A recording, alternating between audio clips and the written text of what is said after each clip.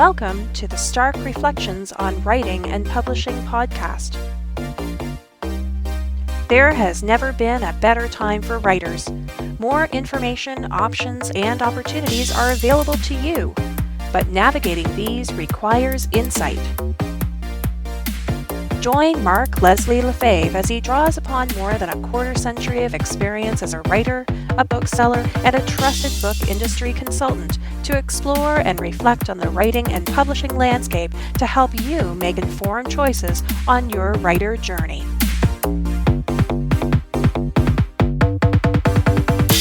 Welcome to episode 22 of the Stark Reflections podcast. This is Mark Leslie Lefebvre, your host, and I'm fresh back from Cleveland, Ohio, where I spent the day with the good folks at Findaway Voices. And this episode includes a wonderful chat with Mitch, the CEO there, as well as some other really awesome people that I met at Findaway. There'll be more about that wonderful experience at the end of this episode in my reflections section.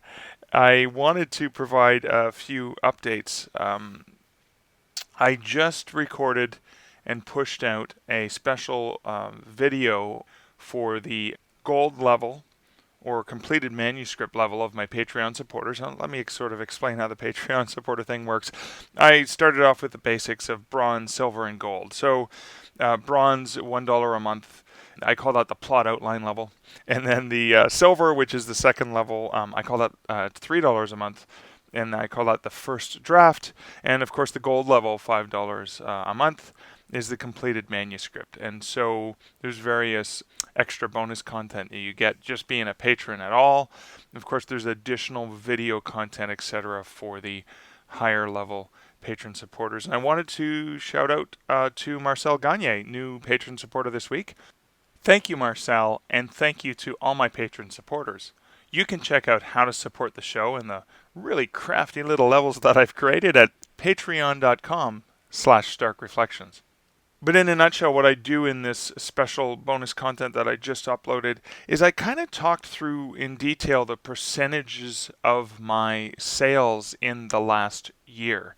And I look at a breakdown of all the retail sales channels. And at the high level, what I really came to the conclusion was yes, as confirmed, Kindle does represent the majority of my ebook sales, with Kobo coming in second. And then, iBooks and Nook, etc., tend to be relatively small. But a couple interesting things I noted is that Google started to come back last year and have already done way better this year on Google than I have in Google in the history of my sales on Google. So I'm watching that as a sales channel, and I'm paying attention to go and adding my backlist titles to Google because, again, I'm of the mind that I want my books on as many platforms as possible. Now, speaking of that, that doesn't mean I don't experiment, because I had previously worked for Kobo and I was running Kobo Writing Life, but ever since Kindle announced their exclusivity program with KDP Select, the day I got my email and I was sitting in the Kobo office, I created a title and published it direct to Select because I needed to be part of the program, because I needed to understand it from the inside out as an author. And I don't work for Kobo anymore. And even last year, while I was still at Kobo, I thought, you know what, there's enough stuff going on with authors earning money from Kindle Unlimited. I really should give it a try and see what I can do. So I created a series that I called Nocturnal Screams. This was a series of short stories, so bundled short stories, because in the past, historically, one of my best-selling eBooks was called Bumps in the Night, and it was 3 themed stories on stories to be told around a campfire. And so I wanted to do something similar, taking either a previously published story or a new story, and so it's a blend, and each of these is themed.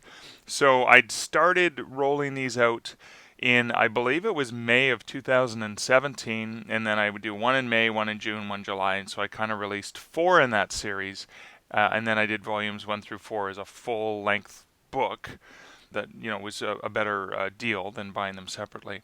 So the first one was called Dark Cries, and that basically had 3 stories on a particular theme.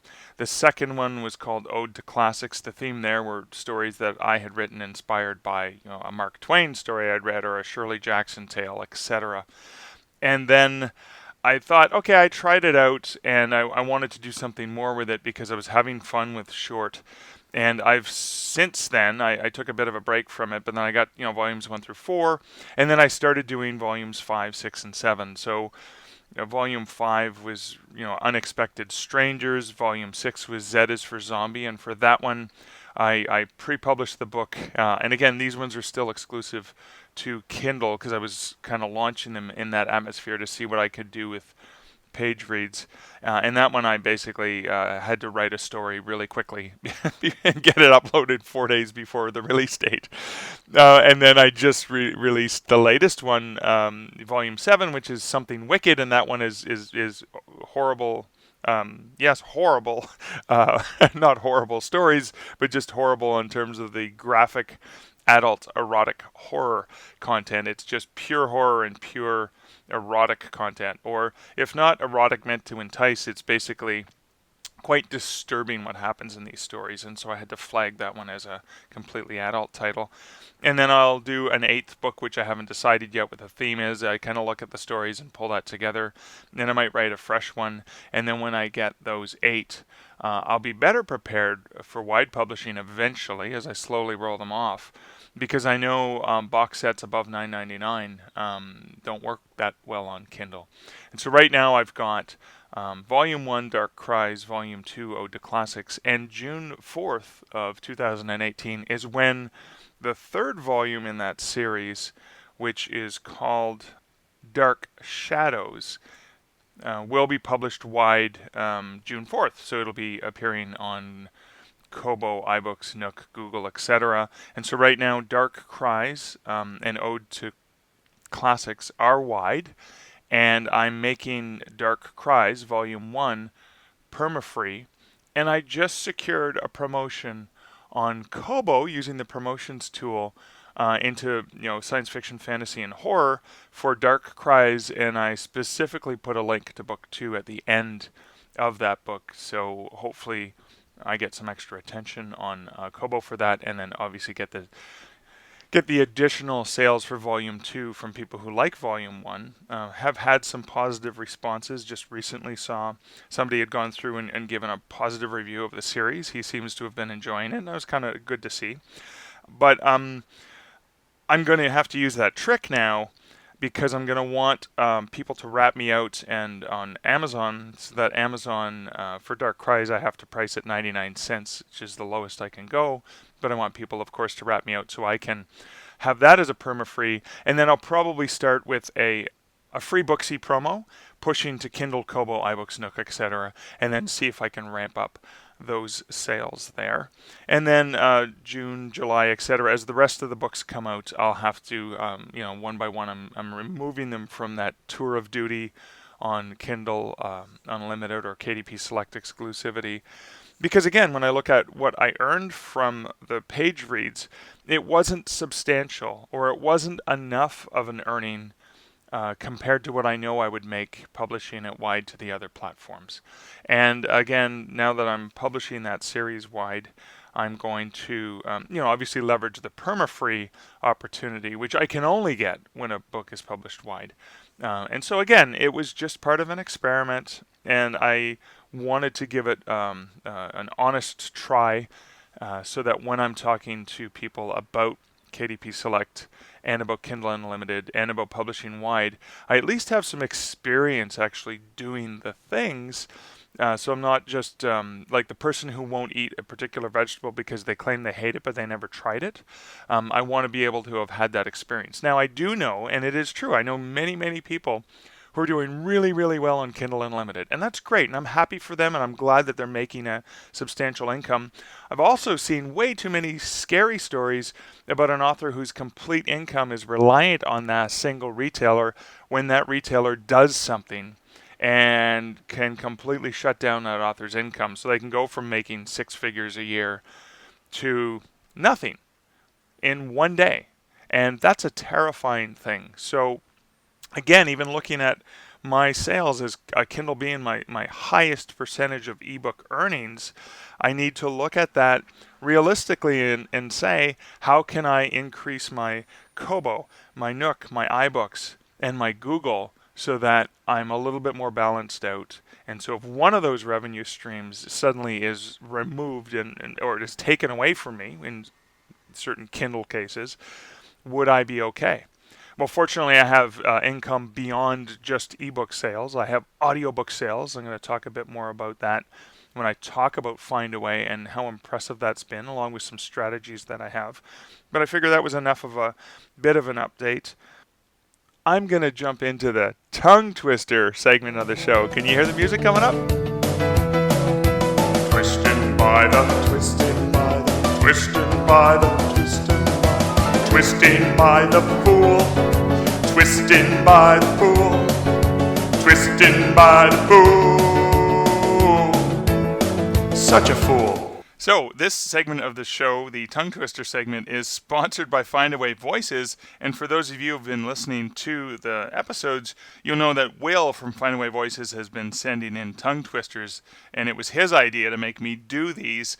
Lately, I've actually been having guests and fans of the podcast send in requests, which is kind of fun as well. But when I was in Findaway's office, I thought this was the perfect opportunity for me to turn the tables on Will and get him to do a tongue twister for this podcast.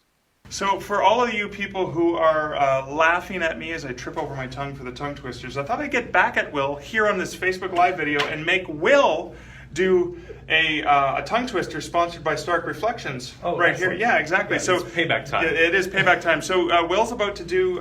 He's about to sell some seashells. All right. Let's just do that one. Here we All go. right, there we go. She sells seashells by the seashore. The seashells are surely seashells. So if she sells shells on the seashore, I'm sure she sells seashore shells. She sells seashells by the seashore. The shells she sells are surely she sells. Yes, thank you. Yes, awesome. 1.5. I feel like I got you a solid 1.5. Excellent job. Thank you very much. Excellent job. So there you have Will's selling seashells. I'm not going to try it, but he did an amazing job right on the spot. Loved it. Thanks so much, Will. If you want to know more about Findaway Voices, well, listen to the rest of this episode because I have further conversation with Will as well as Mitch and many other great folks at Findaway Voices. But in a nutshell, if you want to learn more about Findaway Voices, go to starkreflections.ca/Findaway. But now, as promised, let's get into the interviews. I did spend the day at Findaway Voices, and this is my conversation with Mitch, who is the CEO of Findaway, the company that Findaway Voices is a part of. And I thought it would be important for authors to understand, yes, Findaway Voices is something that came into the indie author scene last year, especially through their amazing partnership announcement with Draft to Digital. And recently they've done some partnerships with Smashwords, etc. But I think it's important for authors to understand that Findaway Voices is a part of this larger audiobook company that's been around for more than 10 years. So here's the interview with Mitch.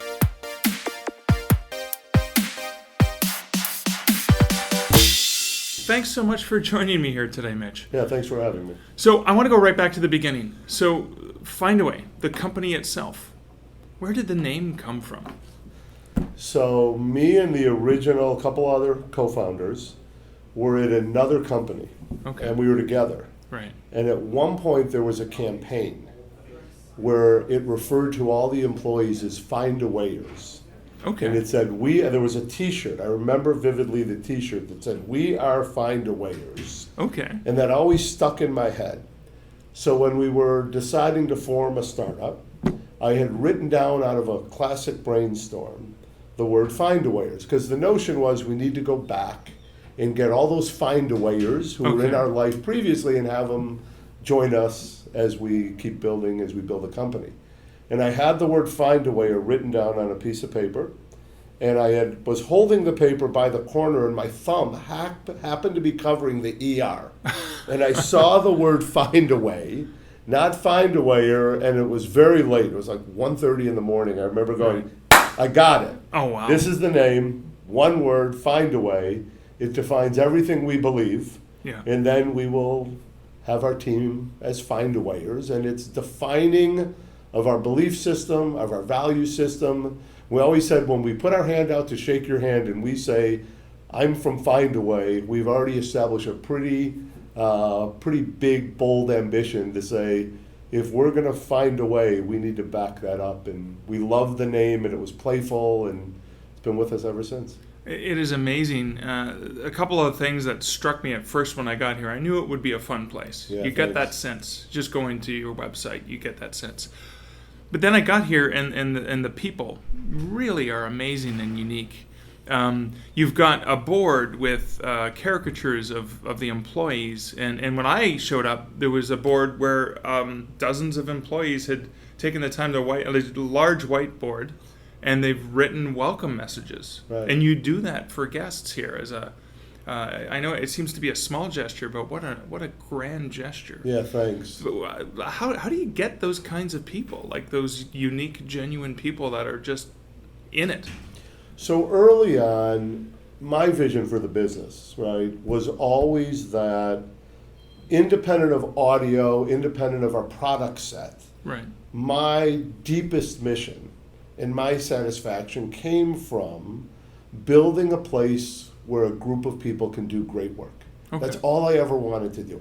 I always believed that if I could be the leader of a group of people who can do great work, Okay. then the result and revenue and sales and profitability and product enhancement, all of that would come, and it's the result of something stronger and more powerful. Okay. And that became our center, and to this day, everything is about as as theoretical and as sort of utopian as it sounds.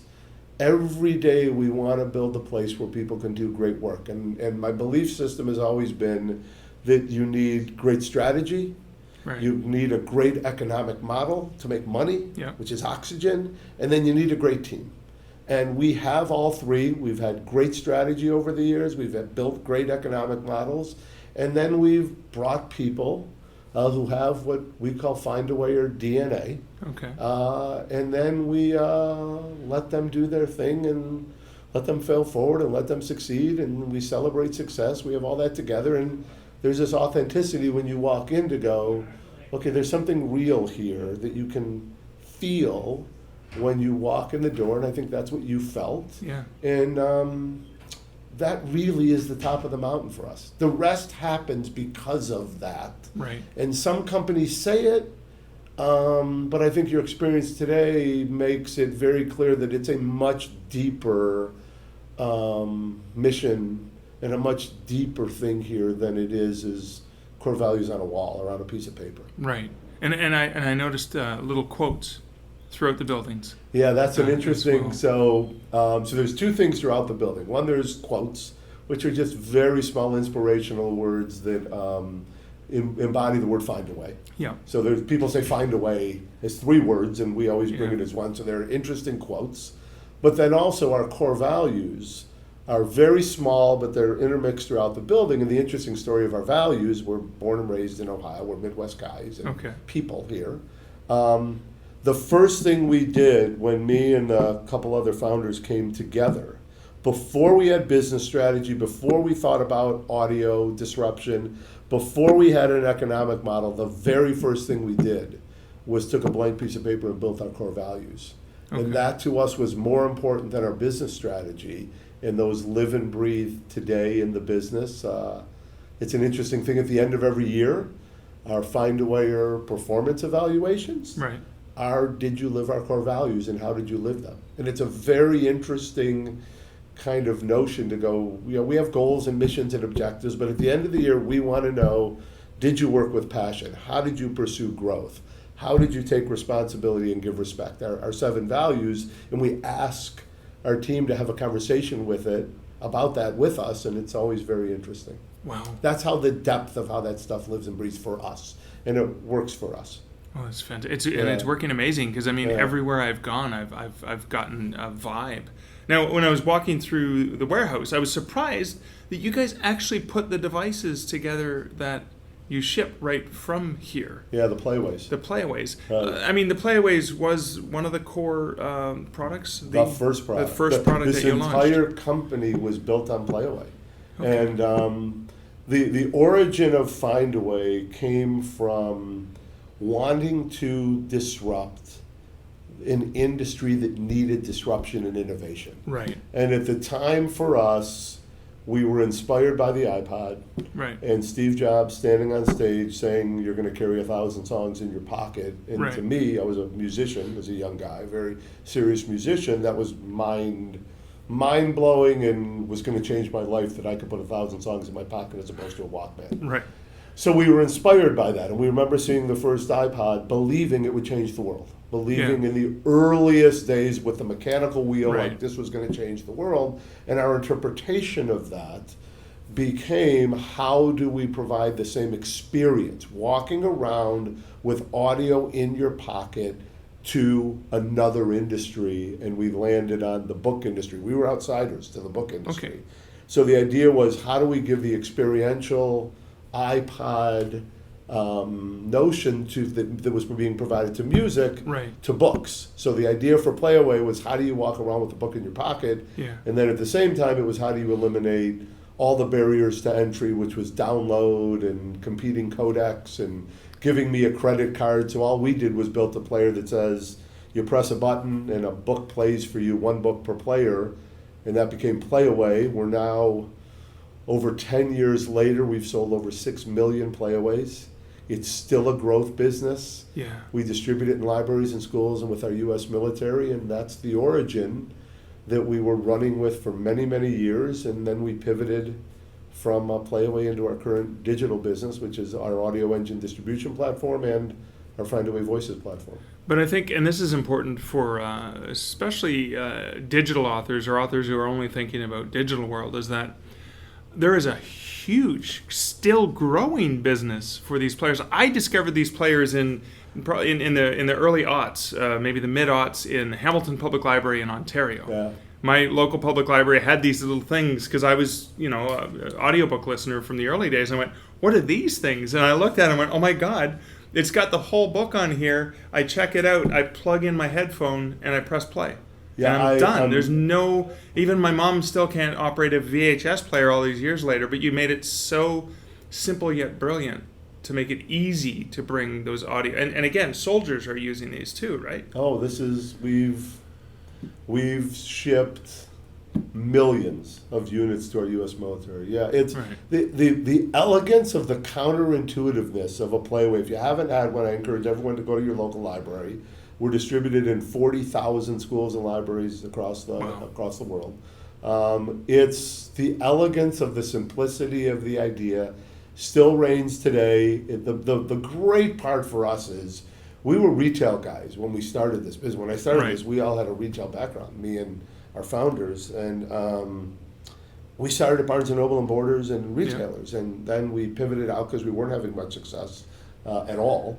And the phones were ringing from schools and libraries, and we pivoted there. And I remember us asking each other, do libraries have money? Like we didn't know anything. We knew nothing, and our business became, central to that. And we are the biggest advocates, back to our authenticity and what we believe, of the nature of the greatness that libraries provide communities, Right. and that school libraries provide students, and our ability to impact the lives of servicemen who are at war. It's one of the most beautiful things ever as an entrepreneur, to be successful and to do good at the same time, and then to ensure that authors works, because it's hard. We believe in art.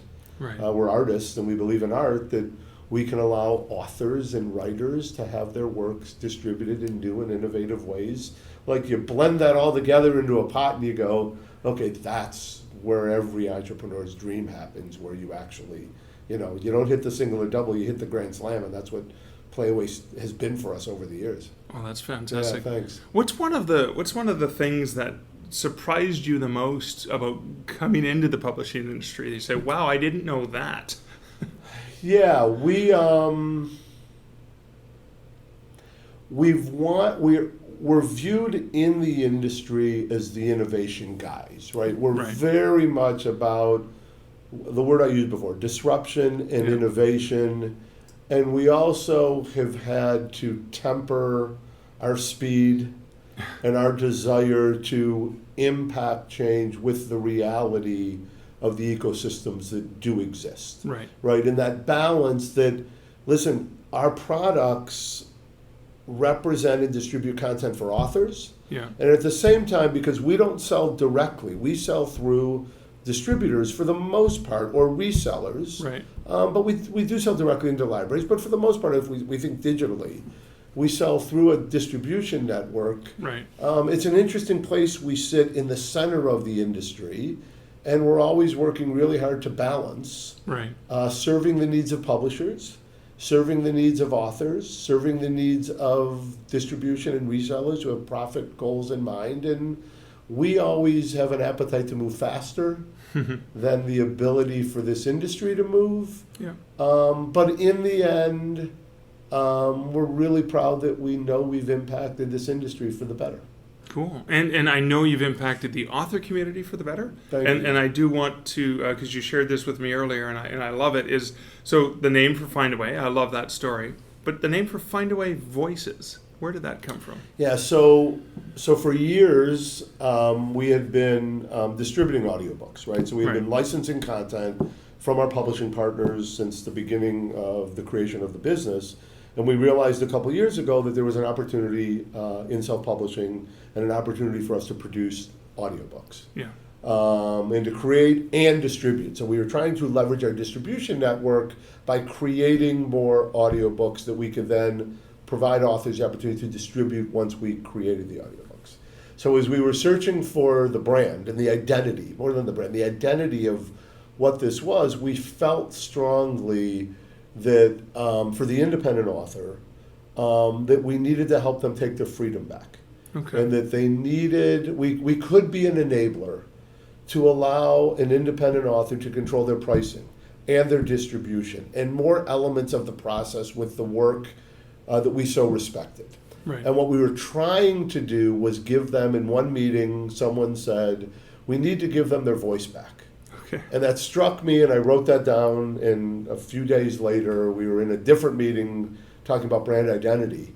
And I said, I've got the name, and the name is Voices. And everyone said, well, Voices, yeah, that's great for the narrators, right? The voices of the narrators. And actually, it has nothing to do with narrators. It's a beautiful tie-in. It's back to the creators of the work. Right. And we can have a power to give them their voice back. And the minute I said that, everyone loved it, and we all smiled, and we said, okay, that's interesting, and then let's brand it, because there is a connection to Findaway. Okay.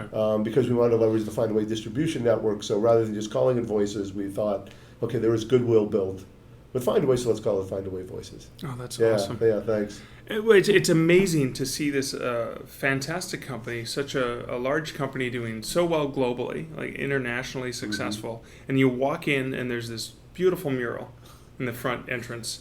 And then there's that little shop. There's a picture of the one shop where everything started. Right. How long ago was that? So our first full year of revenue was 2006. Okay. So we're 12 years in here. 12 We years. launched holiday of 05 in Borders and Barnes & Noble with this Playaway product, and we're now, we're 12 years in, and there are days it feels like yesterday. Yes. And there are many days that anything before Findaway was a lifetime ago for me. But at the end of the day, we've really stayed true to what we believe, and we've been really... Our success comes back to not only the team and what you feel when you walk in, but we've been very successful in pivoting our business in an ever-changing industry. This publishing industry has gone through a lot in 12 years. Yeah. And we want to believe we've had an impact in the success and the evolution of audiobooks. And we've been very successful in iterating, pivoting, failing forward, and building success as we look at the business. So it's crazy. Can't believe it's 12 years. That's crazy. Awesome. Yeah. Well, thank you so much for taking the time to chat with me today. Really appreciate it. Yeah, thanks. I appreciate it. We're big fans of what you're doing. Huge fans, and we're so proud that we've entered this new space for us. We talk about pivoting, that we've entered into this world where we can be closer to independent authors, and we can really help them ensure their works are heard. But we're really proud of the work we're doing. We're proud of what you're doing. We want to keep changing and evolving the industry for everyone. Fantastic. Great. Thank you so much. Thank you. Well, that was the interview with Mitch. Now I've got a few really brief interviews that were done as Facebook Live videos. We're going to return to Will, then we're going to talk to Wes, and then we are going to talk to Eric. So I've had a fantastic time having a tour of the facilities here. Will, what's one of the favorite things about working at Findaway Voices that you enjoy here? The people. It's the people I get to work with here are amazing. I've learned more from them than I learned in college. Okay. Great mentors here and just an incredible team to work with. Okay. And you just got back from a conference last week. So I did. Yeah, what was that? A few of us went to Pittsburgh, Pennsylvania for the Nebula Awards and the Sci-Fi Fantasy Writers of America conference. Had a great time, met a lot of great people, and was able to join a panel on self-publishing audiobooks as well, which was fun. That's cool. What's one of the takeaways from that panel that you remember, lit up people's eyes? Yeah, the most interesting thing was the distribution network, and I think the most eyebrow raises I got was when we started talking about the paper circulation model for library distribution. Okay. Right, so the paper circulation model is interesting because you can take your audiobook and instead of trying to convince a librarian to buy it, to put it on the shelves essentially, right, you just have to convince the listener to listen to it. So for every time your listener goes and gets an audiobook for free from the library, you get paid a small fee. Sounds like a good deal. It is a good deal. It's a great new business model.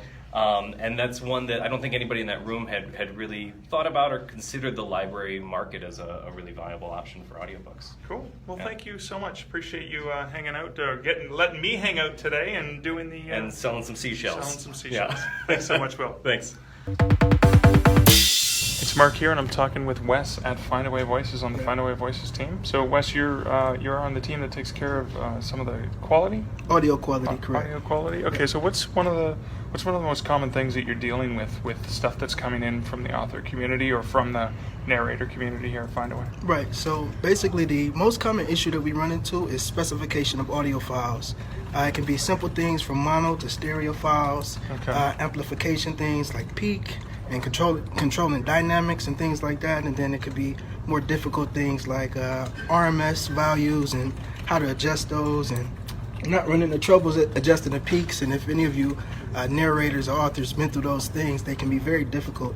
And I kind of offer out education, offer out resources, and also put my hands on the audio and can adjust a lot of those things for them. Okay, cool. Now, in terms of, so that's something you deal with. What's one of the things you would just want an author to know before they get started? What's one of the most critical things that they usually should always have to have in advance when they're Right. looking at audio? This is like the topic of conversation for a lot of different aspects of the audiobook industry and recording in general. You kind of want to fix things at the source. So when you start to record an audiobook, that's the time that you need to address the recording setup, the gear that you have, the intention behind it. What do you plan on having once the process and the production is finished? That's the critical time in which you want to address those things, because you can't always increase quality at the later stages of a production. Okay. So basically, it's just addressing those things in the first stage in pre-production. So once you finally get to the final stage, you're happy with the quality of product that you have. That's fantastic. Thanks so much for taking the time to chat with me today. All right, thanks. So it's Mark here from Stark Reflections, and I'm talking with Eric from the business development team. You here got at it, Findaway yep. Voices team. Findaway Voices, correct. And we've got the Findaway Voices space right behind us here. Yes, beautiful as it is. Yes, exactly. So what is it that you do here at Findaway? Sure. So my job at Findaway, especially within Findaway Voices, is to help the Voices publishing arm of our company, where we help independent authors create audiobooks, to partner with other organizations. Okay. So ultimately being able, if you are an independent author and you have a book that you're looking to publish, if you work with a company to help you do that and to create the ebook, we want to be sort of the preferred audio solution for that as well too. So we believe that we really have the best experience when it comes to creating audiobooks for independent authors within the space. And I would concur with that, actually, as an Okay. independent author who's taken advantage of that. Hey, well, good to hear. Thank you. Right. Now, because I put Will on the spot, I'm going to put you on the spot as Sure, well. I'm going of course, to love ask you it. something related to a discussion we had at lunch, because I never got to ask Yeah. you this. And so It's okay. what superhero do you most identify with? Okay, so this is an interesting question because we were just having this conversation in Voices team the other day as well too. So here's the weird thing. I'll caveat this. My favorite superhero is actually an anti-superhero, Venom, which is the new movie coming out. So that should be really good. I'm very excited about that. So that was always my favorite comic book growing up. It's still the comic book that I read most often, but that's very much an anti-hero. So Eddie Brock all the way? Eddie Brock all the way. All Yeah, right. Team Eddie Brock. Although the new series as well too is really good as well. But personally, in terms of identification, I'm an overly positive person all the time, just happy-go-lucky as much as I possibly can. I really believe that a positive mindset goes a long way. So in terms of identification, it's mostly Captain America. There you go, a little Yes, Steve a little Rogers Steve and Eddie Rogers Brock. action and Eddie Brock. So I like to read about Eddie Brock because it's a better, more interesting story in terms of the anti-hero, but I relate to Steve Rogers the most. Oh, look at you. Well, Yeah. awesome. Well, thanks for sharing that Of with course. us. And, Yeah, no problem. Thanks for talking a little bit about the BizDev here. Happy to do so. So thank you very much.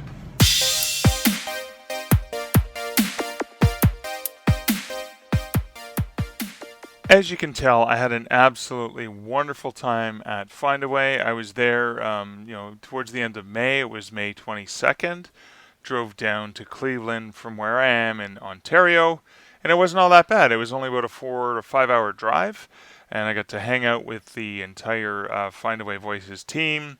Got to meet so many people at Findaway. Had a tour of the building. There'll be pictures from the tour for the show notes for this episode.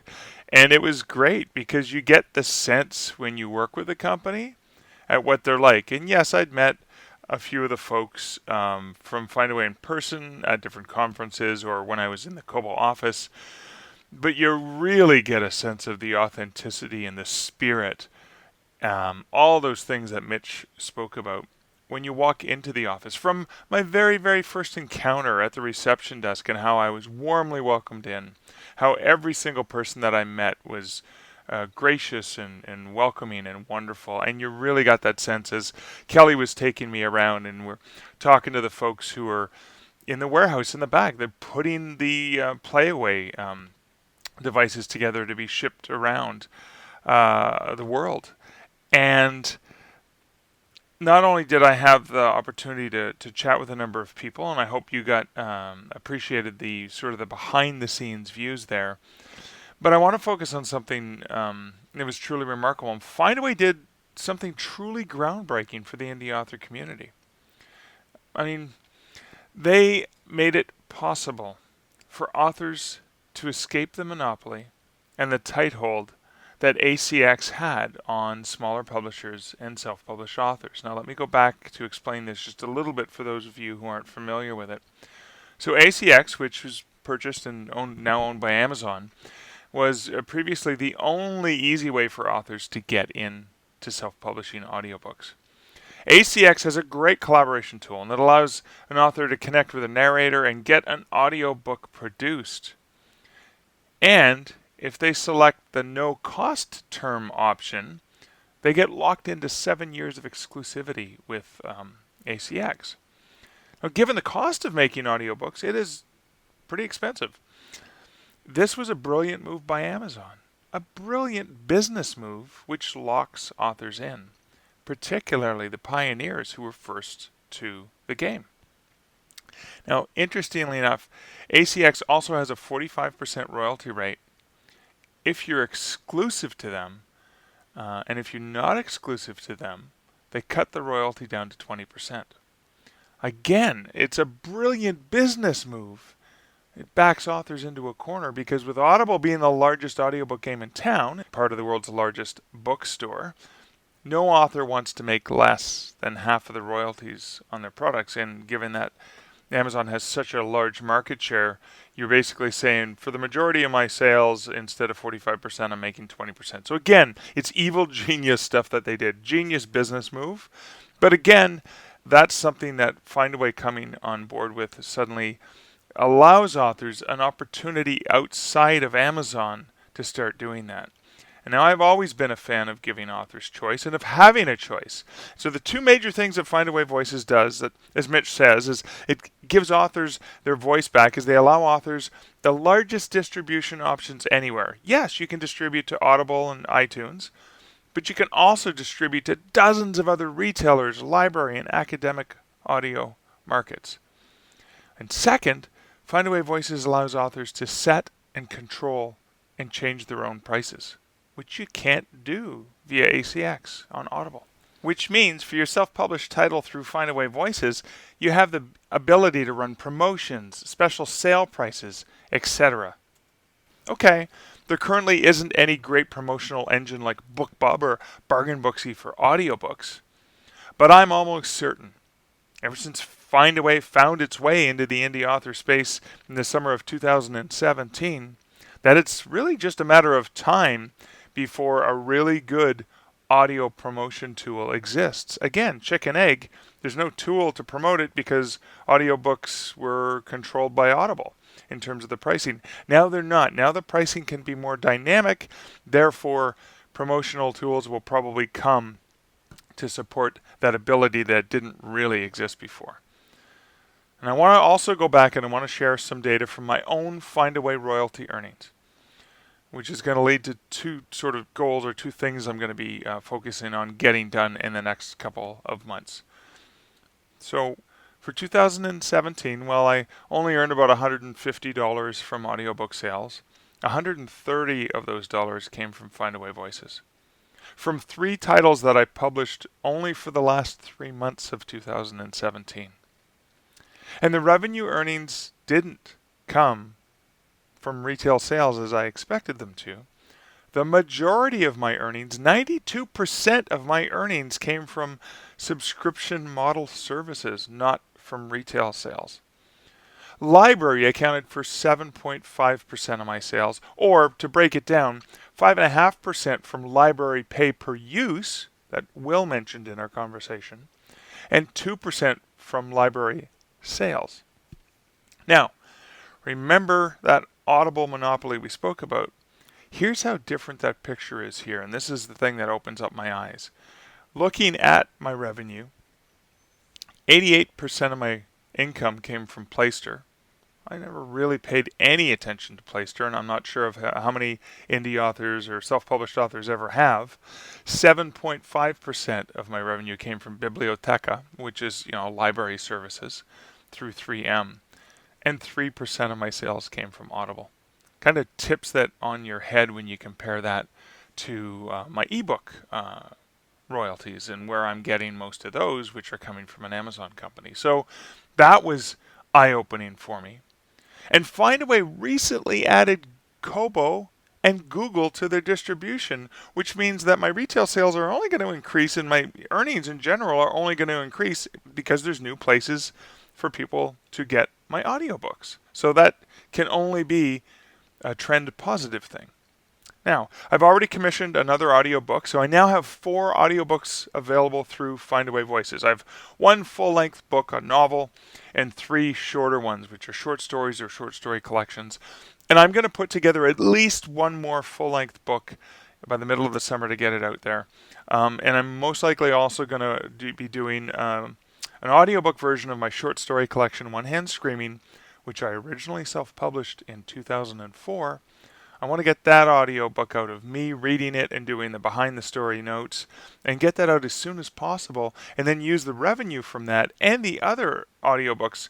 I'm going to start collecting that revenue as it comes in, putting it aside, and then using that money to pay for the longer audio products. So again, with a bit of a business strategy in mind in terms of going to earn some revenue, put it aside, invest that in audio again. Because audio is a growing market, and it's something that I know will be a good long-term investment for me. And along those same lines, considering how I'm earning revenue from sources I had never expected, I'm going to, after having thought about it for a long, long time and saying, yes, I'm going to do this, but I'm actually going to get this done, is I'm going to add a sell direct option. And I'm likely going to use BookFunnel for that because I use BookFunnel to give away free books when people sign up for my newsletter. And there's an easy add-in that Damien added, I think 9 months ago now. I can add that to my website. Again, it's just another option. The more options, the more ways that people can discover and purchase my writing, the better off I'll be. And I'll be able to, it'll help perhaps with buffering my sales to not be dependent on a single retailer. Yet one more source of revenue that can be added to the larger mix. I have always believed in this have your books everywhere because you never know where they're going to sell. But it was my royalty details that I looked at from Findaway Voices that has really driven that home to me. It's showing that I'm earning money in places I never would have planned or expected. And that's why it's important to me to get my works into as many platforms as possible, because you just never know where those readers, where those listeners, where those buyers, where your next fans are going to be coming from. And so those are a couple of the things that I plan on working on, and I'll share my progress with you in future episodes of the podcast. But I am now going to bid you adieu. I hope you enjoyed this episode of me finding my way to Findaway and finding my way through some strategic plans thanks to looking at royalties from Findaway. I will see you next week in episode 23, which, if things go according to plan, is going to be an interview with Daniel Sabalski, who I chatted with about authenticity in research on historical elements. And there's some startling things that I learned just in our quick chat about that, and I'm looking forward to sharing that with you in the next episode. Thanks for joining me on this episode of Stark Reflections on Writing and Publishing. If you enjoy the podcast, please share it with a friend. And if you can, I'd love if you could share a review sometime too. Anyways, we will catch you in episode 23 next week. Thank you for listening to the Stark Reflections podcast. You can find show notes for each episode at starkreflections.ca.